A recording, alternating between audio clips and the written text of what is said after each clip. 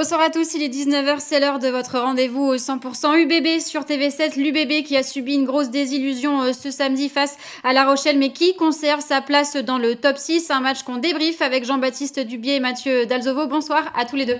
Bonsoir. Bonsoir. Jean-Baptiste, c'était ce samedi, l'UBB s'est incliné 6-36 face à La Rochelle dans un stade Matmut plein à craquer. Aujourd'hui, 2 jours plus tard, quel sentiment prédomine? L'impuissance, la frustration d'avoir manqué ce rendez-vous, d'être passé à côté? Oui, je crois qu'il y a eu des mots forts déjà à chaud des joueurs qui étaient sur le terrain. Oui, voilà, grosse désillusion. On peut parler aussi d'humiliation quand on prend 36 points et qu'on lâche à la fin du match et qu'on laisse un bonus offensif aux Rochelais qui sont des concurrents directs. Donc voilà, maintenant on a 2 semaines sans match où c'est encore frais, donc on va pouvoir faire quand même un retour sur ce match-là et surtout ce qui va être important, c'est surtout de s'en servir pour pouvoir transformer cette grosse désillusion à quelque chose comme un effet d'électrochoc, parce que sinon ça servira forcément à rien pour la suite qui va être très très serrée.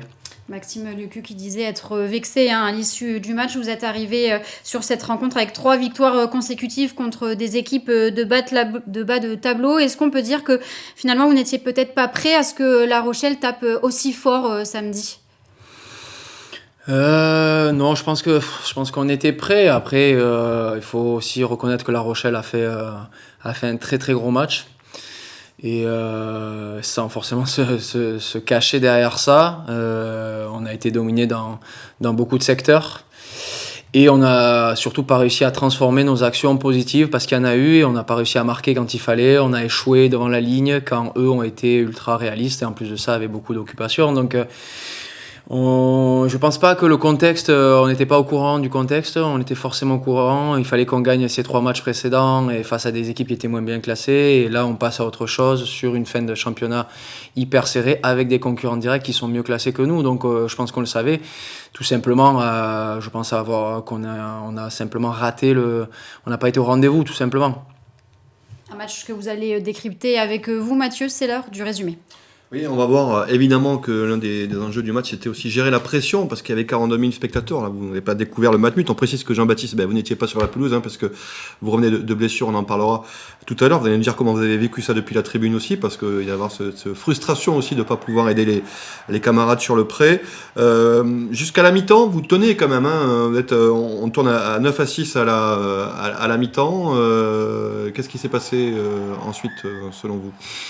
Je pense que oui, sur le plan de shot, on était pas loin, mais en termes de possession, de jeu, on s'est créé très peu d'occasions, on a eu très peu le ballon, on a fait des fautes dans notre jeu d'occupation aussi, qui nous a pas permis de sortir de notre camp de la meilleure des façons. Donc voilà, ça a pas aidé. Je pense qu'on a laissé quand même beaucoup de jus sur cette première mi-temps. Là où les Rochelais justement ont engagé de la confiance là-dessus en se disant mais ça va forcément passer et c'est ce qui s'est passé malheureusement sur la deuxième mi-temps. On a vu le carton jaune de Skelton, à ce moment-là les Rochelais sont à 14, vous n'en profitez pas, voilà, c'est ça aussi la différence entre La Rochelle et Bordeaux aujourd'hui. Mais sur le match, oui. Sur le match, pas marqué sur les temps forts, quoi. C'est ça. C'est aussi récurrent un peu chez nous, même si on avait réussi à le transformer sur les week-ends précédents. Mais voilà, cette infériorité n'a pas été transformée positivement, je dirais, parce qu'on a eu des ballons un peu plus dans leur camp. Et après, c'est nous qui avons fait des fautes. Je crois qu'on a été pas mal de fois pénalisés. Pour l'avoir vu ce matin, je crois qu'on a été 16 fois pénalisés sur le match, alors que sur les 3 derniers matchs, on était à peine en dessous de 10. Donc voilà, même si ça ne se joue pas aux pénalités, ça montre aussi une certaine impuissance. Et voilà, la faculté qu'on a eue ou qu'on n'a pas eue à transformer nos actions positives qui ont quand même existé. Ça veut dire qu'aujourd'hui, il y a un cap physiquement entre l'Union Bordeaux-Bègles et d'autres équipes qui sont dans le top 6 et La Rochelle, voire le Stade Toulousain aussi, entre ces 2 équipes-là. Il y a ces 2 et le reste ou pas? Sur ce match-là, oui. Sur ce match-là, oui. C'est pas, après, il n'y a pas de vérité. Ça va être ultra serré. On voit les résultats de ce week-end qui montrent qu'au final, on va réellement être 10, voire un peu plus, voire 11 équipes à se jouer le top 6. Donc sur ce match-là, La Rochelle a réellement été bien plus puissante que nous, même si on a eu des phases où on a réussi à avancer, on a réussi à les renvoyer dans leur camp. Sur les 80 minutes, c'est sûr qu'ils ont été bien plus dominants que nous.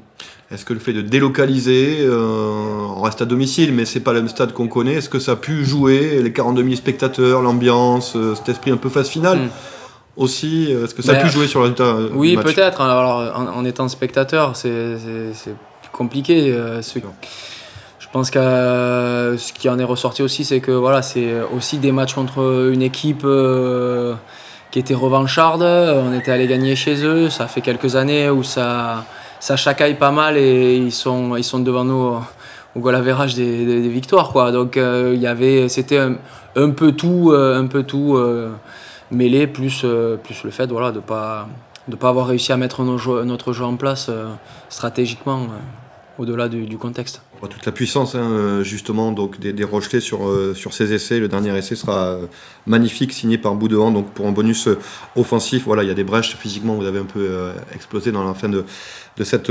rencontre. Maintenant, vous avez regardé ce matin la vidéo, ce match-là, vous avez dit il y aura peut-être des solutions qu'on aurait dû apporter sur le terrain. Plus de jeu au pied, plus de variations dans le jeu, ou pas, ou vous êtes un peu impuissant en disant on aurait pas pu faire plus, quoi. Non, ce que je disais un peu juste avant, c'était que voilà, on n'a pas été bon non plus dans notre stratégie. Notre jeu au pied d'occupation a été aussi défaillant.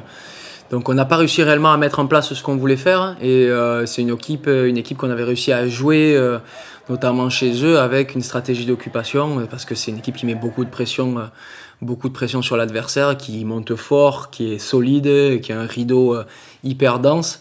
Et je pense que au-delà du fait qu'on n'ait pas réussi à bien jouer dans notre stratégie, on a eu du mal vraiment à se dire déjà on n'a pas le ballon, en plus on va leur rendre et on va devoir presser. Donc voilà, c'est un peu un cumul de tout ça qui font que voilà, on a raté ce match-là.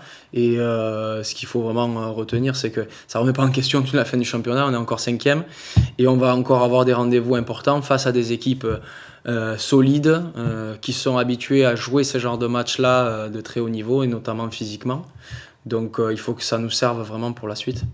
Justement, à 5 journées de la fin de la phase régulière, comment on se remet de ce type de défaite? Comment on fait en sorte que cette défaite cicatrise et surtout ne laisse pas de traces?